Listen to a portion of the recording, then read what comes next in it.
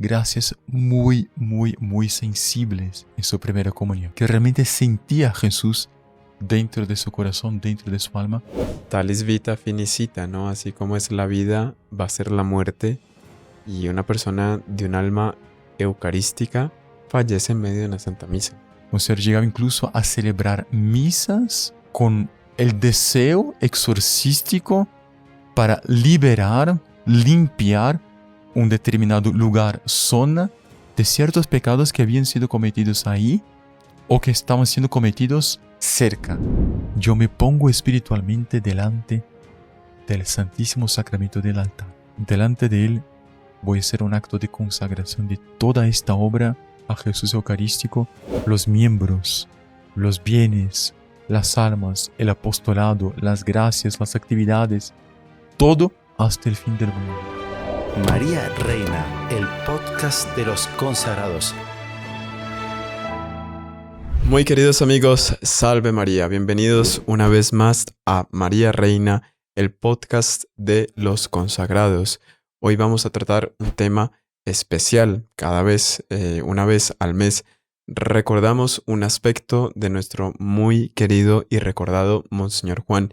Y hoy vamos a hablar de un aspecto que nos toca también mucho al alma. Es Monseñor Juan en cuanto alma eucarística, en cuanto sacerdote.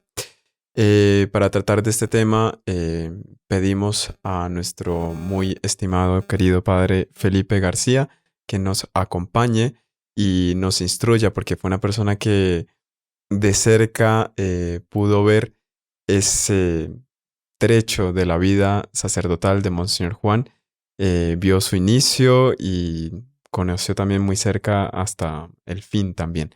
Entonces vamos a pedir que él nos ilustre con muchos hechos que incentivan nuestra piedad eucarística. Bienvenido, una alegría tenerle otra vez aquí, sobre todo en un tema tan bonito y el cual usted conoció de primera mano. Bienvenido, Padre Felipe. Salve María, Padre Mario, salve María a todos. Gracias por la invitación, es una alegría siempre estar aquí y sobre todo, como usted dijo, hablar sobre nuestro querido fundador Monseñor. Porque si hoy día tenemos una devoción eucarística muy profunda, vivimos bajo las alas místicas de la Eucaristía, los heraldos del Evangelio, los caballeros de la Virgen, es porque eso partió de él, de su corazón. Y bueno, Padre, pues somos sacerdotes gracias a él, ¿no? Sí. Realmente él fue ese punto de referencia. No sé si usted antes había pensado en la vocación sacerdotal, había pasado por su mente, pero cuando apareció ese modelo de sacerdocio, no sé, por lo menos personalmente usted se sentía arrebatado por ese llamado. Sí. No sé si es una confidencia, pero... Sí, exactamente.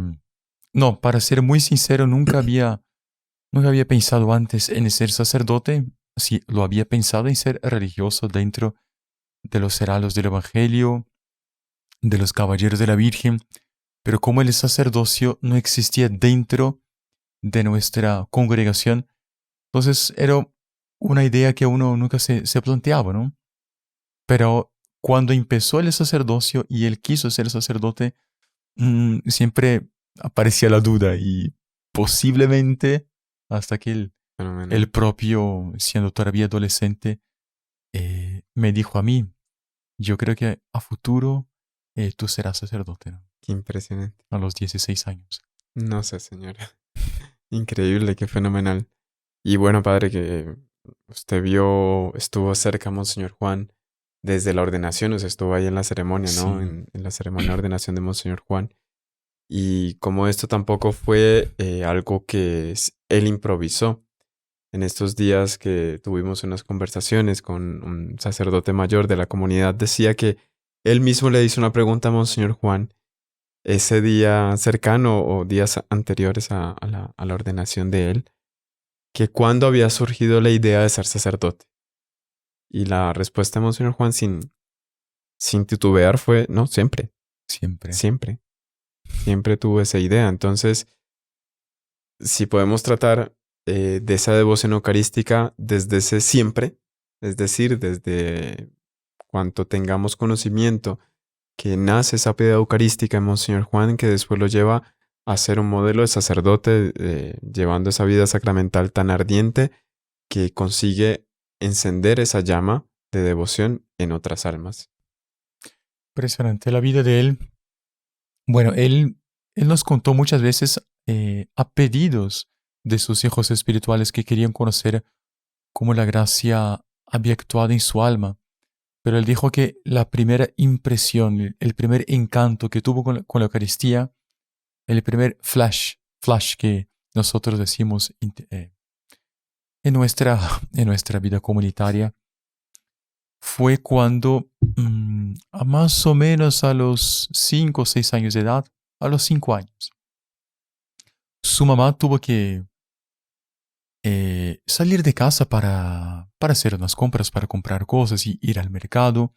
Y en la vuelta, la mamá percibió que estaba cerca del momento de la bendición del Santísimo Sacramento. Cerca de su casa había una iglesia llamada Iglesia Nuestra Señora de los Dolores, en el barrio Ipiranga, en São Paulo, Brasil.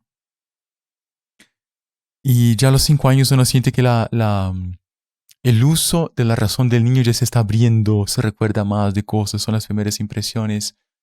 Y la mamá entró y efectivamente estaba terminando la ceremonia de bendición del Santísimo, que parece en esa iglesia la daban todos los días. Qué bonito, ¿no? Sí.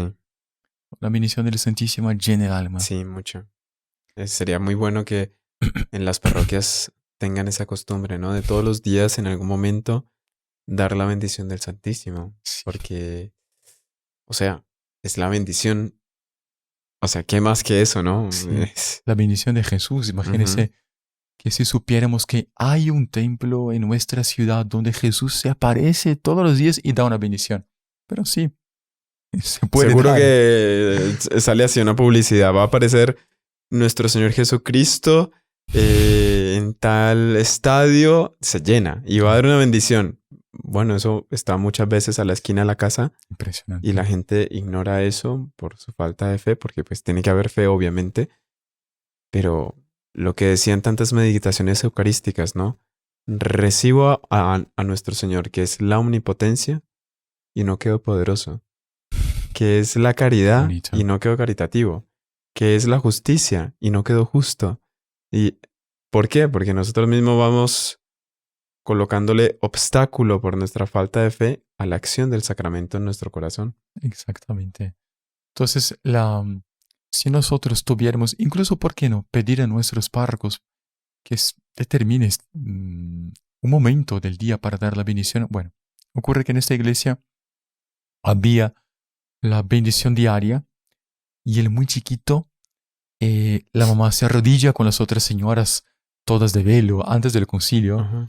Las señoras usaban muy frecuentemente el velo sobre sus cabezas.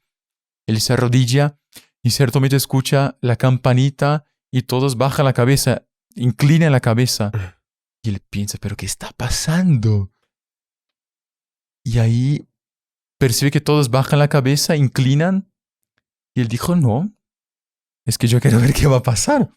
Si yo inclino la cabeza, no sé qué va a pasar. Y ciertamente el sacerdote levanta la custodia con aquella capa solemne. Y cuando él ve la custodia, ve la hostia, él interiormente dice, Dios está aquí, Dios está presente.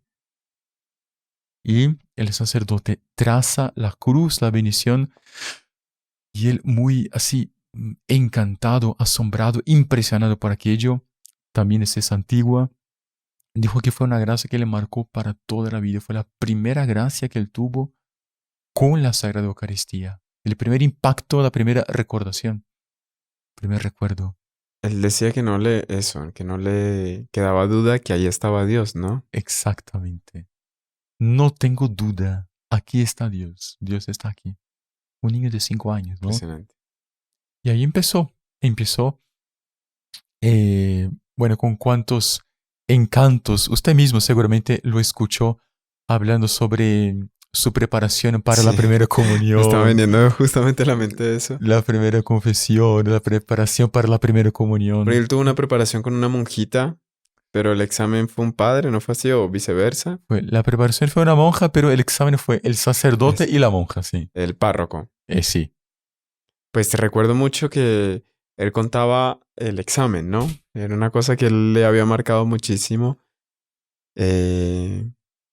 Porque claro, niño, examen, o sea, qué susto.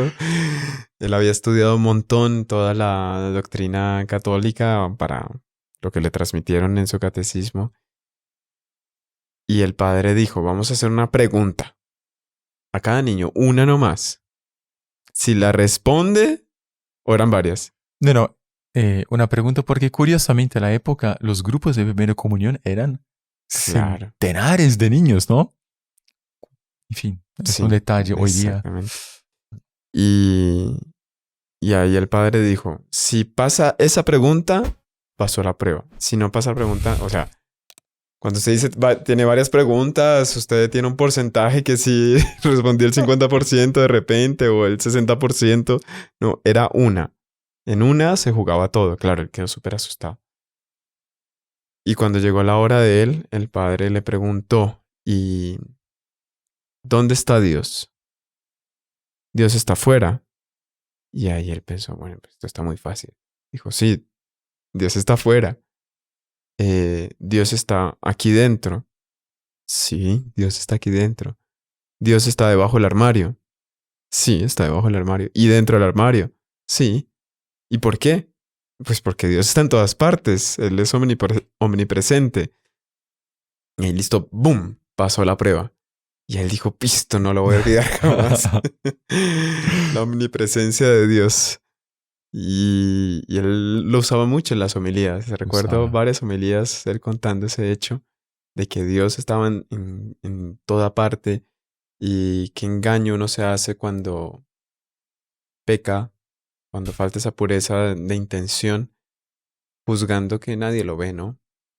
Que nadie lo ve y resulta que Dios está en todas partes. Impresionante. Dijo que le marcó mucho esta preparación para la primera comunión, pero también era época de Pío XII. Ah, sí. Y la comunión de la misa del día siguiente,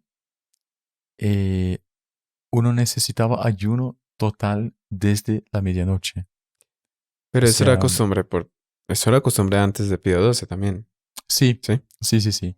O sea, después de Pío XII creo que se cambió, Ah, pero ya. era la costumbre de la iglesia desde hace cuánto tiempo, no sé. Y Monseñor comentó que un día antes de su primera comunión, él se fue al filtro de agua, al botellón de agua, y se recuerda faltando 5 minutos para medianoche y llenando un vaso bien lleno, diciendo, no puedo poner una sola gota de agua después de medianoche, entonces voy a beber mucha agua para que no tenga sed. Y bebí un vaso, después él llenó otro vaso, bebí otro vaso. Uy, todavía faltan 2 minutos, pero ya estoy satisfecho. Pero respeto por la Eucaristía. Y él dijo que al día siguiente fueron gracias, en el momento de la Eucaristía, gracias muy, muy, muy sensibles, que realmente sentía a Jesús dentro de su corazón, dentro de su alma. Entonces hay fotos de él en su primera comunión. Fue en la iglesia de San José. ¿Pero hay fotos de la ceremonia en la iglesia? Hay fotos de la ocasión. O sea, siempre se hacía una foto de Ajá. cada niño con Ah, ya, sí. el uniforme de primera comunión para... Esa la conozco. No se Él está recuerda. arrodillado. Arrodillado, Sí. sí. No hay una foto de los niños en la iglesia. No, eso no. Eso no. Seguramente fue el mismo día o el día anterior para dar de recuerdo. Pero dijo que fueron gracias muy, muy sensibles que le marcaron para toda la vida, ¿no? Fenomenal. Y pues literal, ¿no? Porque él hasta el último momento, bueno, en esos días estaba reviendo las ceremonias por ocasión de las exequias de Monseñor Juan. Y la primera misa del 1 de noviembre, en la homilía el padre recordaba que el día en que él falleció fue el día de su primera comunión. O sea... No, perdón. El día... día de su última comunión en esta tierra. Exacto. Fue el día de su primera comunión. O sea, en el mismo día, sí. él Él estaba comulgando la última vez. 31 de octubre. Y él Ah, falleció el claro, 1 de claro, noviembre. porque él no alcanzó a comulgar en la misa. Él falleció durante una misa, ¿no? Sí, En esa misa ya no alcanzó a comulgar porque él falleció durante la lectura, si no estoy mal. sí, creo que el momento... Nadie sabe exactamente el momento Claro. que su alma, pero fue durante la misa.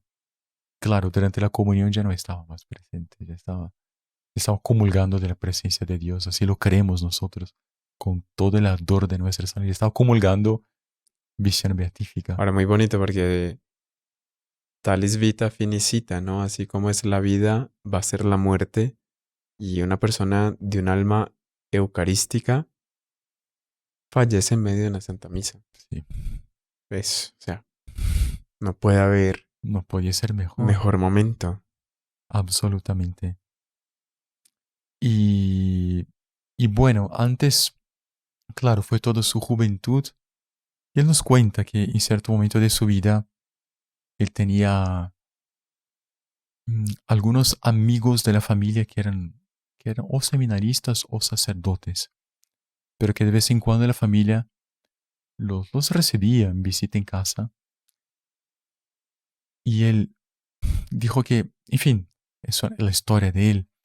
Él cuenta que los veía a veces haciendo chistes, haciendo bromas, personas revestidas de sotana, que él tuvo como que dijo, pero son personas consagradas a Mm. Dios, que están en contacto con la Eucaristía, no puede ser. Y fue una gran prueba para él, una gran prueba para él, hasta el momento que él dice, momento de su conversión, ¿no? Él llama de su conversión, cuando él conoció un discípulo del doctor Plinio, que le empezó a dar una formación en el colegio, era un profesor. En la época este profesor era discípulo del doctor Plinio y después de una conversación con el joven Juan, él dijo, basta, me voy a convertir. Le buscó la confesión al día siguiente, se despertó bien tempranito, hizo una confesión de vida, comulgó. El sacerdote le pidió para ayudarle en la próxima misa, llegó a ayudar a 3 misas. Dijo que desde entonces no perdió una comunión en toda su vida. A partir de ahí. A partir de ahí comulgaba todos los días. Y eso no paró incluso durante el servicio militar. Padre, antes de entrar ahí a lo del servicio militar, me acuerdo que él contó un hecho, un flash, la palabra que usted utilizó al principio, con el sacerdocio, que justamente en esa época, después de que él empezó a colitar todos los días antes de ir al colegio, la misa en la parroquia, el sacerdote, o no sé si fue el propio fin de semana que el padre estaba celebrando la misa, él estaba colitando. Es un poco fuerte el hecho, pero se dio, o sea, claro. Y fue así, fue literal. Y el padre estaba súper indignado en la homilía y haciendo un llamado de atención a los fieles que estaban ahí presentes, porque en el barrio se iba a fundar una nueva discoteca. Obviamente no es propiamente un lugar para la práctica de la virtud, al contrario, se presta mucho para pecados de vanagloria, sensualidad, gula, etc. Y él estaba molesto porque es párroco y los pecados que se cometen en su parroquia, pues de alguna manera, si él no está haciendo algo contra eso, recae la responsabilidad a los ojos de Dios sobre sus hombros. Y el padre así dando una homilía así, no puede ser, pero ¿cómo permitieron que en este barrio vayan a fundar una cosa de esas? Y no pueden ir ustedes, no pueden ir. Y es más, yo voy a lanzar una maldición porque es un lugar donde se van a cometer seguramente pecados. Y yo tengo que evitar que se cometa el pecado. El hecho es fuerte y es mucha fuerte. gente... ¿Pero por qué eso? El sacerdote es el hombre del bien. Exacto. Y el padre termina la homilía, da la maldición. En el salón de baile, en la discoteca. Digamos, sí, para la maldición recae sobre este lugar. Y lo impresionante fue que el día de la inauguración a la gente no le importó la homilía del padre. Muchos fueron a la inauguración.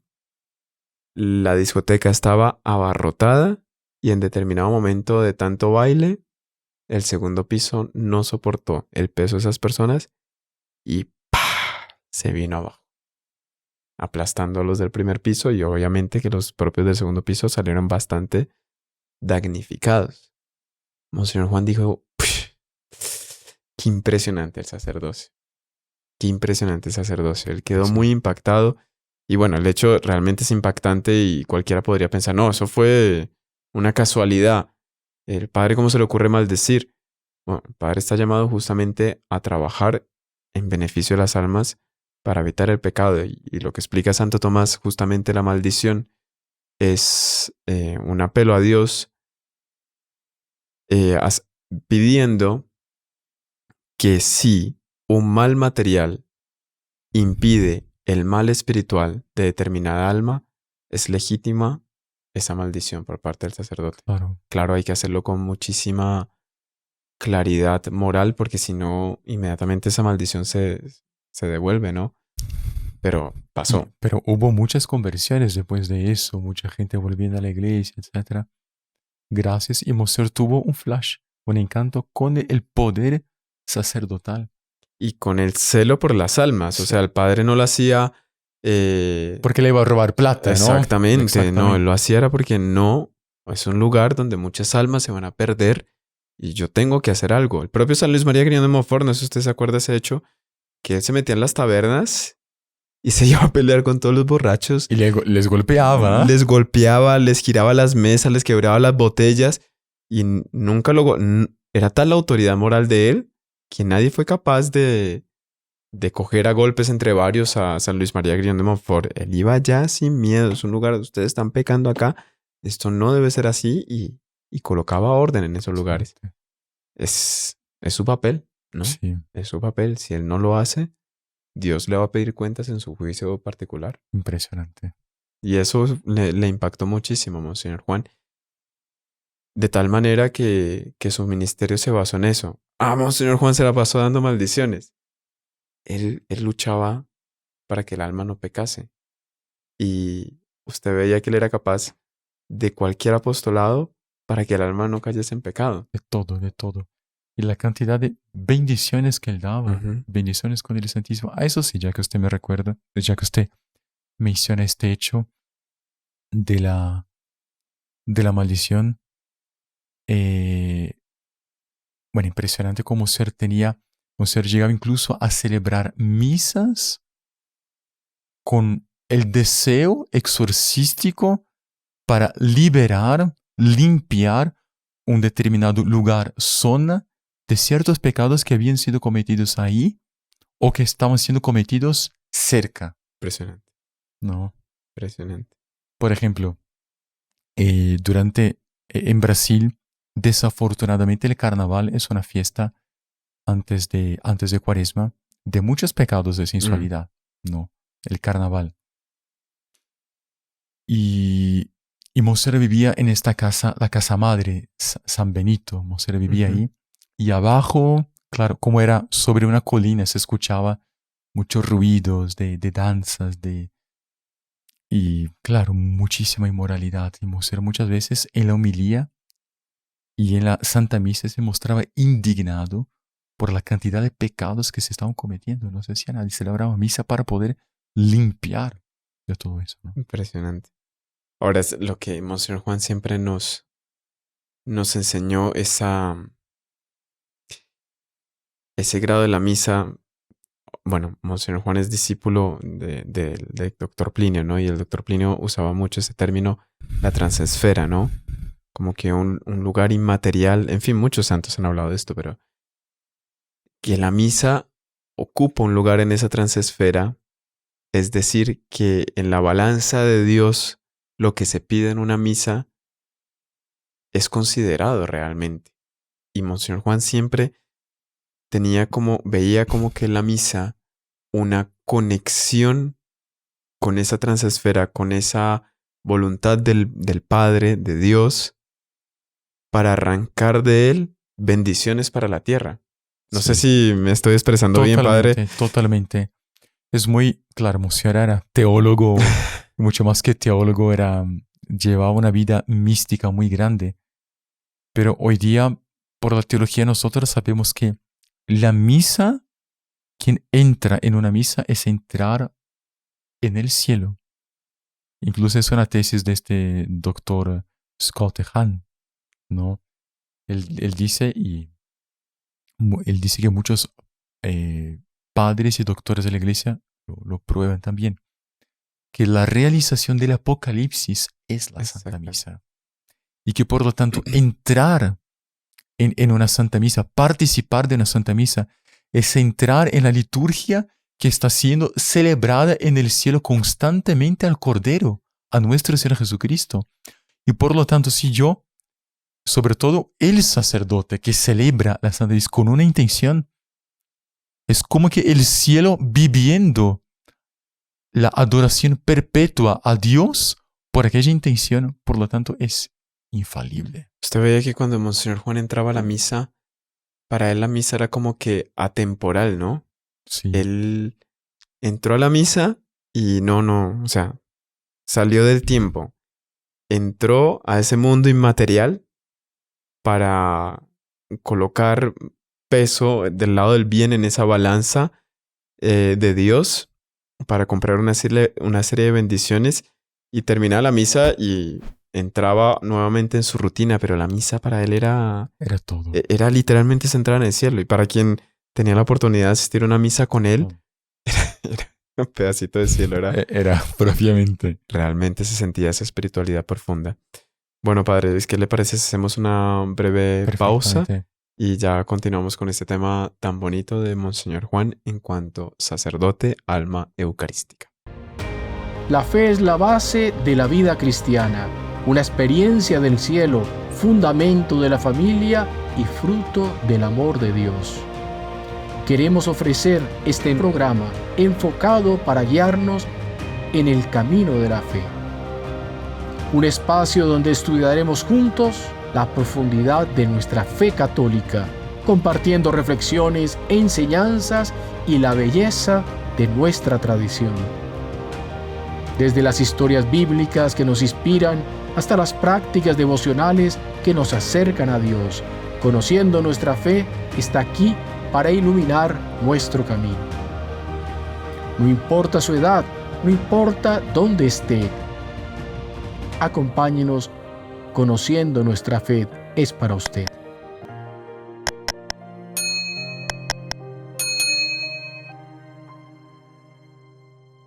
Muy bien, continuamos con nuestro tema en el especial del día de hoy. Monseñor Juan, nuestro muy recordado fundador en cuanto alma eucarística, él en cuanto sacerdote, padre.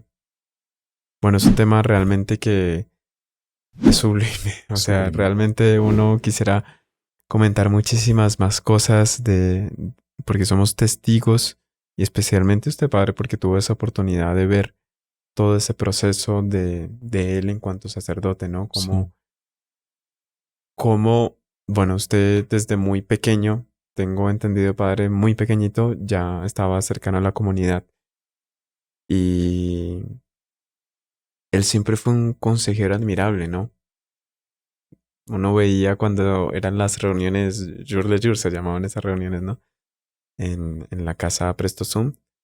A veces él atendía a una que otra persona ahí en el jardincito y se veía que se estaba dando un consejo y era ya como que un trabajo pastoral que iba dando camino a su vocación sacerdotal. No sé si usted tuvo alguna oportunidad, un consejo así o... Muchísimas veces de estar ahí cerca a él, de recibir una palabra, un consejo. Incluso me recuerdo un regaño muy paternal que él hizo, pero ahora está mencionando, incluso me había olvidado. Fue la época en que todavía nosotros en nuestra comunidad no teníamos los sacerdotes de la comunidad, pero sí teníamos sacerdotes muy amigos nuestros que En cierto momento por el año 2004, 2003, 2004, si el sacerdote estaba en São Paulo, porque eran sacerdotes de otra ciudad y hacían un sacrificio realmente ejemplar. Confesaban a todos. Y es que celebraban. todos era mucha gente. Imagínense confesar Dios mío. a todos. O sea, Me acuerdo esas filas de confesiones Uy. eran, pero eran larguísimas. heroicos. Bueno, y un día, por el año 2003-2004, Monseñor pidió que siempre hubiese la celebración de la Santa Misa después de nuestras reuniones de formación, ¿no? Y claro, en cierto momento, Monseñor les pidió a ellos que hicieran una homilía. Y ellos no tenían mucha costumbre de hacer homilía para nosotros, porque Monseñor nos explicaba todo y ellos también tienen mucho amor a Monseñor. Y claro, para explicar a toda la comunidad, hacer una homilía delante de toda la comunidad, delante de Monseñor, a veces ocurre que eran homilías leídas de media hora, 35 minutos, ¿no? No recuerdo. Monseñor dirigía el coro en la época, en la parte de atrás de una gran carpa, ¿no? Una carpa, tienda. Y al fondo estaba el coro. Y el sacerdote empezó a leer la homilía. Fueron más de 30 minutos leídos. Uy, Dios mío. Y yo era muy, muy pequeñito, estaba en el coro. Y cuando terminó la homilía, para el ofertorio, el coro tenía que cantar. Monseñor se me acerca y me dice, bueno, después me haces un resumen y por escrito. Pero porque eso estaba aburrido. Yo me quedé espantado. Yo me quedé blanco porque sí, yo estaba en otro mundo, ¿sí? No había prestado atención en la homilía. Y yo supe después que al final del día, en la casa San Benito, donde en la noche hacía daba una palabra, una charla, él comentó el hecho con otros. Y dijo, y aquel niño me miró con una cara diciendo, pero eso es imposible. Hacer un resumen de la homilía de media hora. Pero era ya el respeto que él tenía por la Eucaristía y por la palabra. Era un regaño en el fondo diciendo, hay que prestar atención, hay que...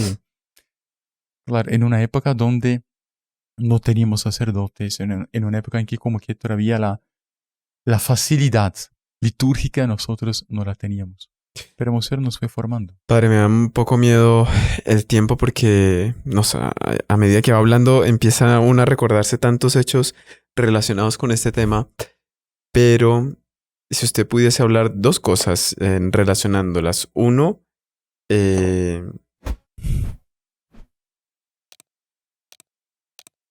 Monseñor Juan recibiendo esa responsabilidad de llevar adelante esa obra iniciada por el doctor Plinio, porque él es el inspirador de esta obra, él siente un peso enorme y decide hacer una consagración. Sí. Uno, eso. Pero dos, si puede conectar esas dos cosas para ir como que completando el tema.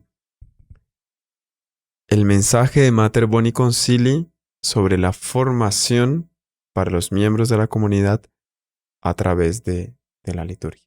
Interesante. Bien observado.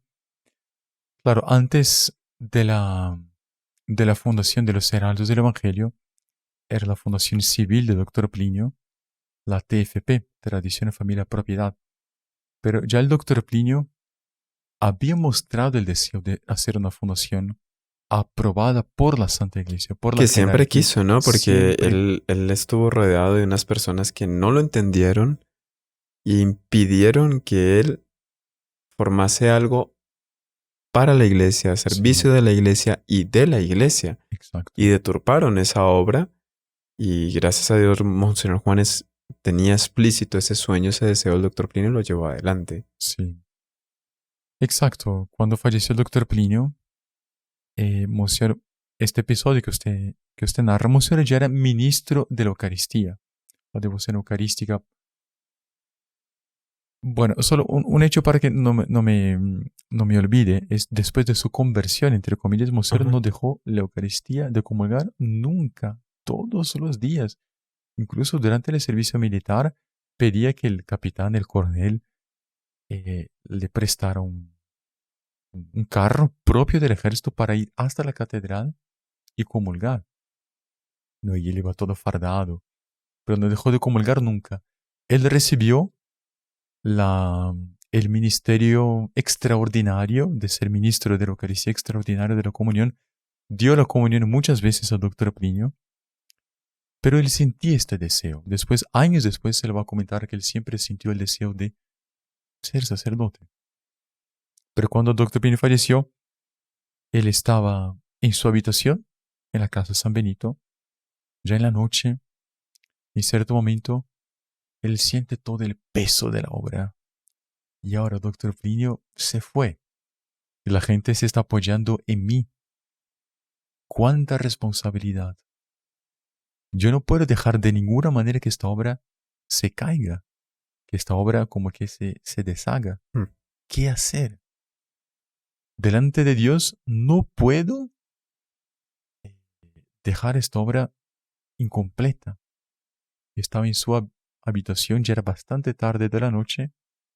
Él dijo, bueno, ahora es muy tarde, no tengo condición de bajar, abrir las puertas todas, ir hasta la capilla porque se cerraba el edificio. Yo me pongo espiritualmente delante del Santísimo Sacramento del altar. Espiritualmente yo voy hasta allá. Y ahora, delante de él, voy a hacer un acto de consagración de toda esta obra a Jesús Eucarístico. Ahora, los miembros, los bienes, las almas, el apostolado, las gracias, las actividades, todo hasta el fin del mundo. Y compuso ahí mismo una oración a Jesús Eucarístico. Dijo que después de eso, las puertas empezaron a abrirse. Por ejemplo, después de eso, el apostolado empezó a florecer. Se pudo hacer la adoración perpetua en muchas capillas nuestras con la aprobación de los párrocos o de los obispos. En muchas capillas hoy día tenemos adoración perpetua desde hace 30 años. ¿Por qué? Este deseo de él de consagrar esta obra a Jesús Eucarístico. Muchas veces él llegaba a aconsejarnos que en un momento de dificultad o una necesidad muy grande, hacer ese mismo ejercicio que él hizo en esa ocasión, de ponerse en la presencia de nuestro Señor Eucarístico y pedir. Él decía en muchas ocasiones, pida en ese momento que está pasando por una aflicción, ponerse en la presencia de todos los padres que están consagrando en ese instante. Y que esa consagración en esa Santa Misa sea valorada a los ojos del Padre, ese sacrificio sea valorado a los ojos del Padre por la intención que usted está colocando en ese mismo instante. Hacer ese ejercicio de ponerse en la presencia de nuestro Señor Eucarístico. Y si él lo hizo en esa ocasión, era una cosa que tal vez él hacía con mucha frecuencia, ¿no? Muchísima frecuencia. Y para él, convivir con la Eucaristía a veces era oración de quietud, de estar en silencio.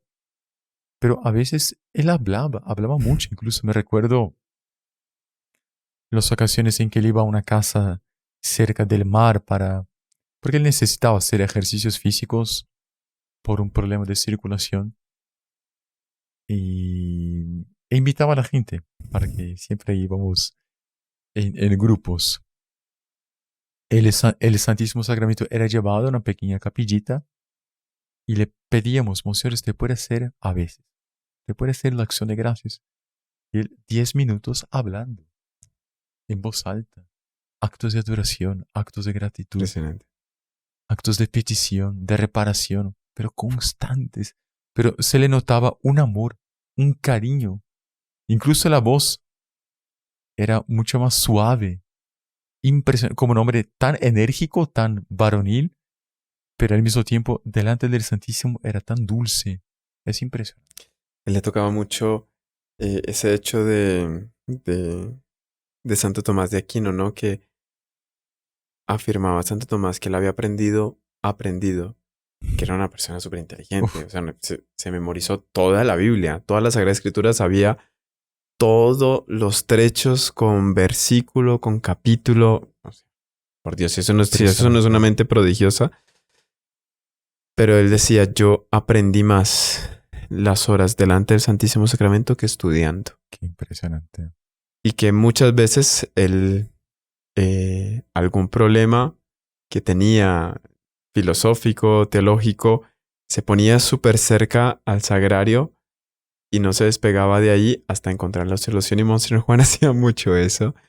Él contó que en varias ocasiones con problemas que le afligían muchísimo, echaba llave a la capilla y metía la cabeza en el sagrario y decía, Señor, de aquí no la saco hasta que no me soluciones este problema.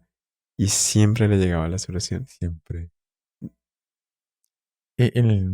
¿Cuántas y cuántas veces yo mismo fui testigo de verlo trabajando delante del Santísimo Sacramento en la Exacto. capilla también de San Benito y otros también, ¿ah? La mayoría de sus artículos Artículos de la fueron revista, escritos delante del todos, Santísimo. todos. Pero él se quedaba, padre. A veces él llegaba, no sé, unas 8 de la mañana, 8:30. Se ponía un escritorio y una silla, rezaba, meditaba y se quedaba hasta mediodía. 4 horas de adoración al Santísimo. Un hombre profundamente eucarístico. Claro, total. 4 horas delante del Santísimo expuesto. Casi todos los días. Cuando estaba en San Bento. Y trabajo no le faltaba.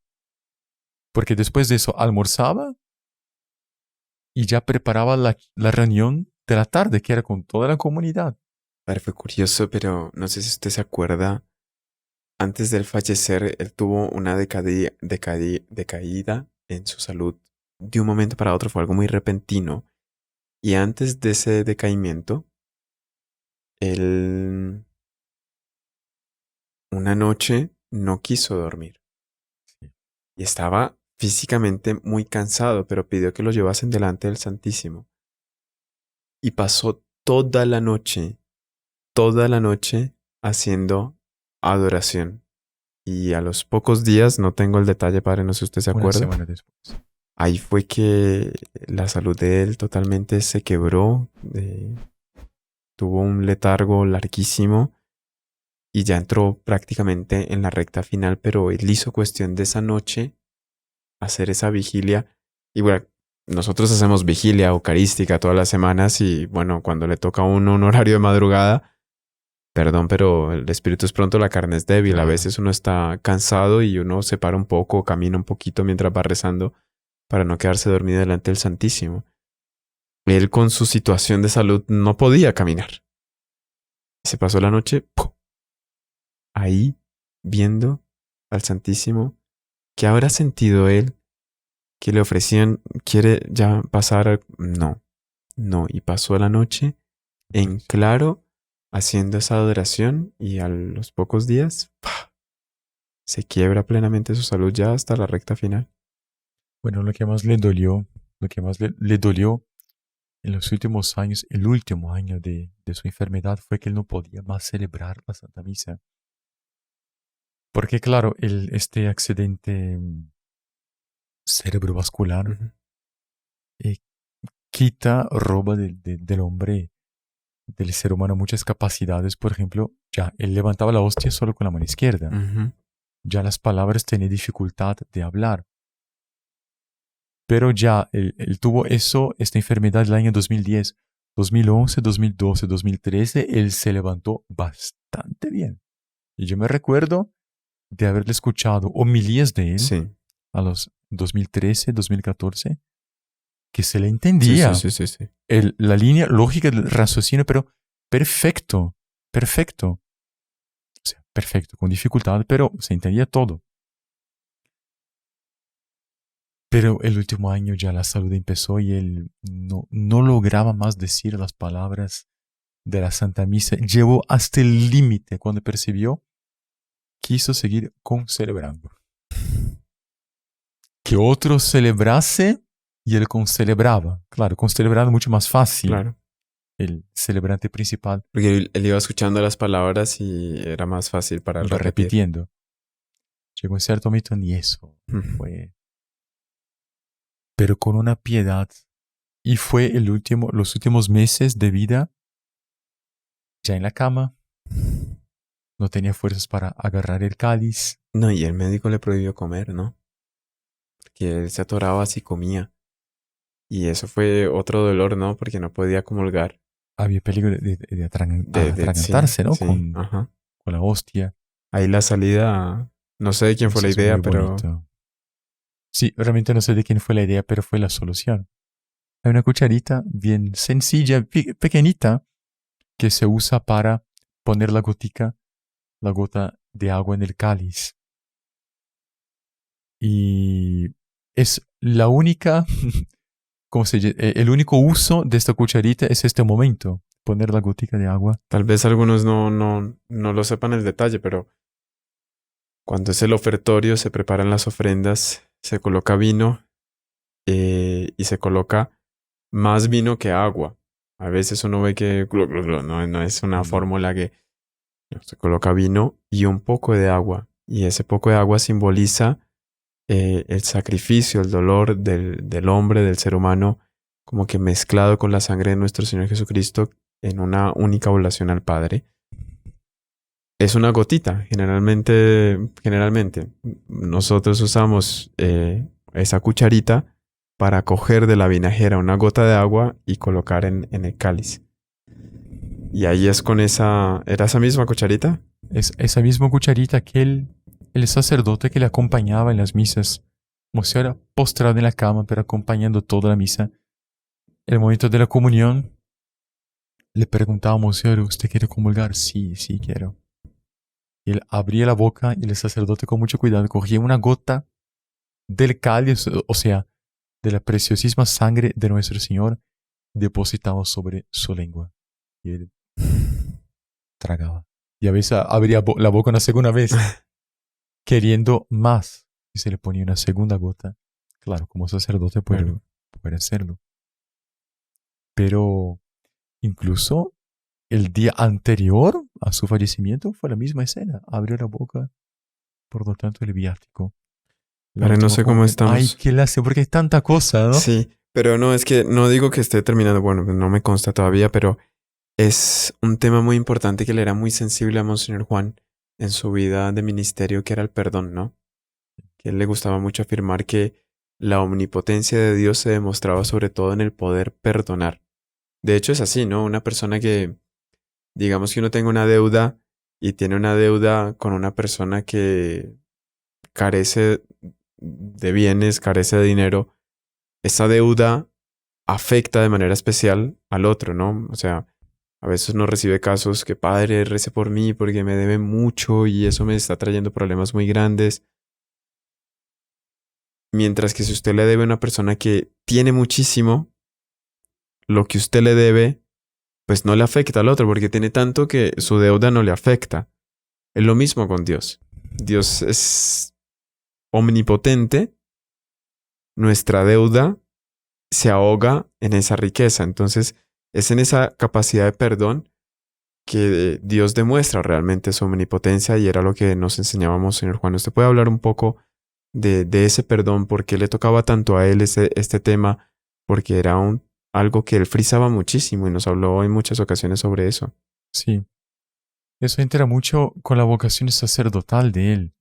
Él comentaba que muchas veces él atendía como director espiritual de almas y a veces personas que necesitaban de un perdón, incluso sacramental.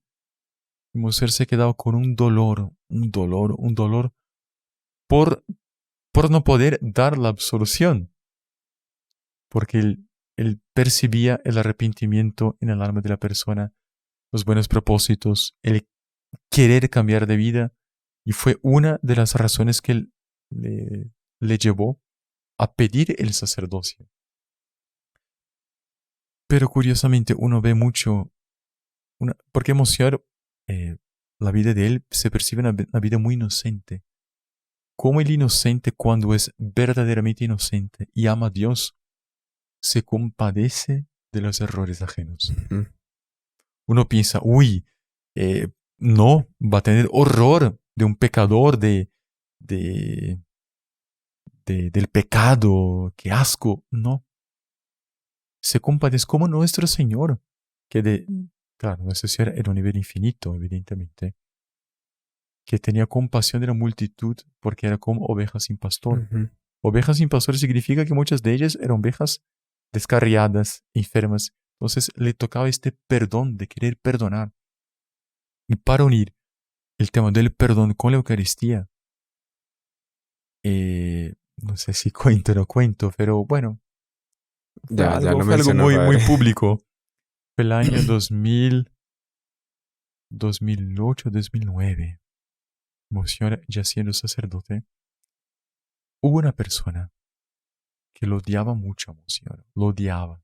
Sí, tenía mucho odio contra él. Hasta tal punto que llegó a decir, si yo me voy al cielo, ¿Quién dijo eso? el enemigo de Monseñor, La persona. la persona. Esta persona diciendo, si yo me muero, llego a las puertas del cielo, soy invitado a entrar, y allí veo que está el señor Juan en la época, yo pido a Dios para no entrar, porque no quiero Para ir estar al con él. infierno, Para ir para al no estar en infierno, el para no cielo estar- como el señor Juan. Sí, Dios mío. uno ve el grado de odio de esta persona a Monseñor.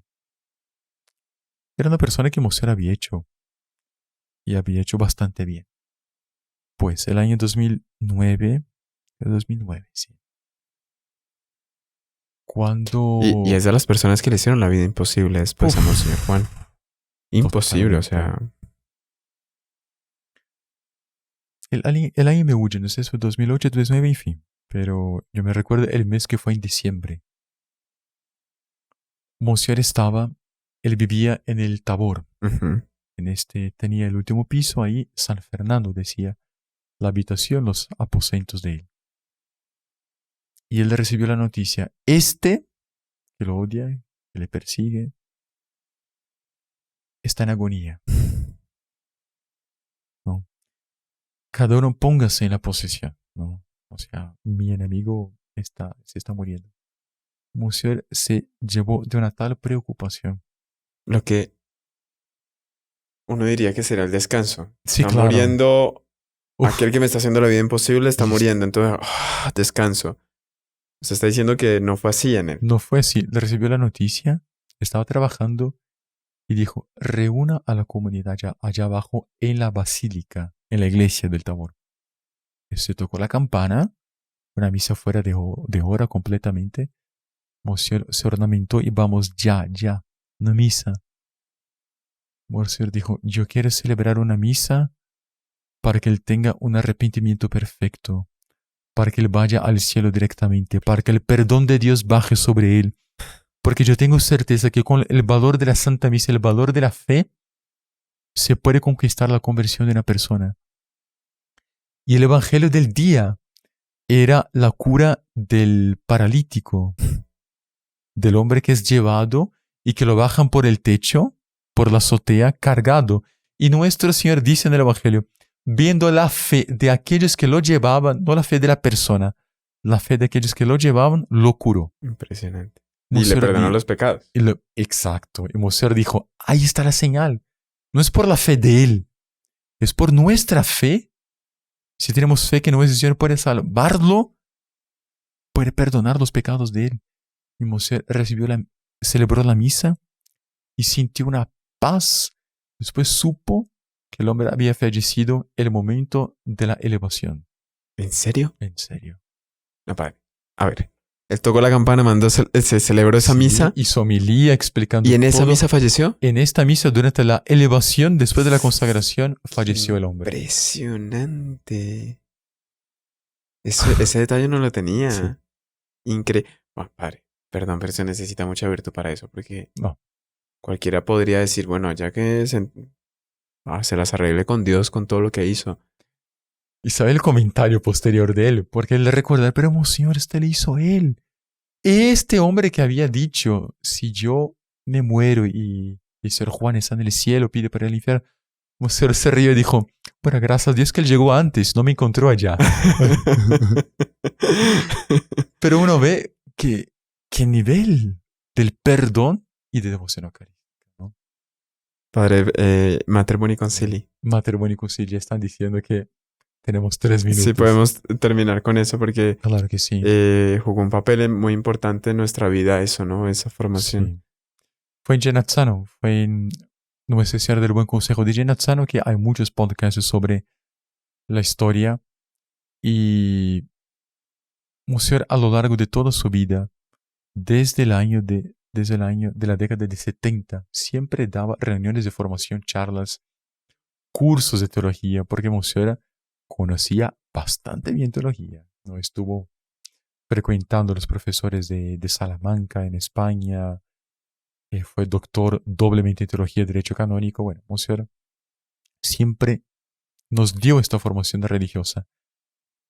Pero él percibía que el grupo, la comunidad de él estaba creciendo de tal manera que era muy difícil hacer una reunión con uno que tenía 80 años y otro que tenía 10. Y todos se reunían alegremente con él. Hoy día para nosotros es muy normal ver esta situación, pero para él, imagínense, es difícil, ¿no? Un tema que agrade a uno y otros. ¿Cómo hacer para dar formación a ellos? Eran hombres y mujeres de todas las edades. Las reuniones. De todos los estados y... de muchos países. Religiosos, casados, había de todo ahí. Y rezando en Genazzano, delante de Nuestra Señora del Buen Consejo, Nuestra Señora le dio una señal clarísima, 2003, diciendo, la formación espiritual de sus hijos se dará por el comentario diario de la liturgia del día. De la liturgia. De la liturgia, o sea, la lectura, el salmo y el evangelio. Y Monseñor empezó a comentar. Monseñor ya comentaba antes, pero de vez en cuando. Pero Monseñor empezó a comentar con todos y surgían maravillas, porque el evangelio, la Biblia, está todo ahí. Pero es un tesoro escondido. Y Monseñor empezó a comentar con tanto amor, con tanto cariño, con tanta admiración, que incluso después, cogiendo los comentarios de él, se hicieron aquellos libros, los inéditos sobre los evangelios. Los libros son frutos de los comentarios de él y se dio la formación, incluso actual, del grupo por medio de la liturgia. Pero la liturgia no es simplemente la lectura, el libro. Uno solo entiende la liturgia de la palabra en el contorno eucarístico, ¿no? Sobre todo la liturgia de la palabra alcanza su auge dentro de la liturgia eucarística. Y nosotros crecemos nuestro amor a la Eucaristía por medio de los comentarios. En fin, pocas palabras. Fenomenal. Bueno, padre, faltan muchos hechos. Muchísimos. No sé, cabría la pregunta. Recuerdo haber visto muchas veces en el altar donde Monseñor Juan celebraba la misa, él colocaba las intenciones de la misa, personajes históricos para rezar por ellos. ¿Por qué? ¿O será que Monseñor Juan hizo algún día lo mismo que hizo este sacerdote con la discoteca? Eso ya va a ser otro podcast, ¿no? Entonces quedan pendientes muchas cosas. Pero bueno, de alguna manera tratamos este tema tan bonito y que nos toca mucho el alma y esperamos que las personas que nos están acompañando también les edifique muchísimo. Padre, si puede dar una bendición pidiendo a Nuestra Señora, que es perfecta en cuanto a esa piedad eucarística, que nos ayude a aumentar esa piedad, esa profundidad, así como infundió esa virtud eucarística en Monseñor Juan. Con mucho gusto. En el nombre del Padre, del Hijo y del Espíritu Santo. Amén. Pedimos entonces a Nuestra Señora del Santísimo Sacramento que infunda en nuestros corazones esta devoción eucarística, esta fe, esta determinación de nunca esmorecer, disminuir la devoción, la entrega eucarística. Dios te salve María, llena eres de gracia, el Señor es contigo. Bendita tú eres entre todas las mujeres, bendito es el fruto de tu vientre Jesús. Santa María, Madre de Dios, ruega por nosotros pecadores, ahora y en la hora de nuestra muerte. Amén. El Señor esté con ustedes. Y con tu espíritu. La bendición de Dios Todopoderoso, Padre, Hijo, Espíritu Santo, descienda sobre ustedes y permanezca siempre. Amén. Salve María. Salve María.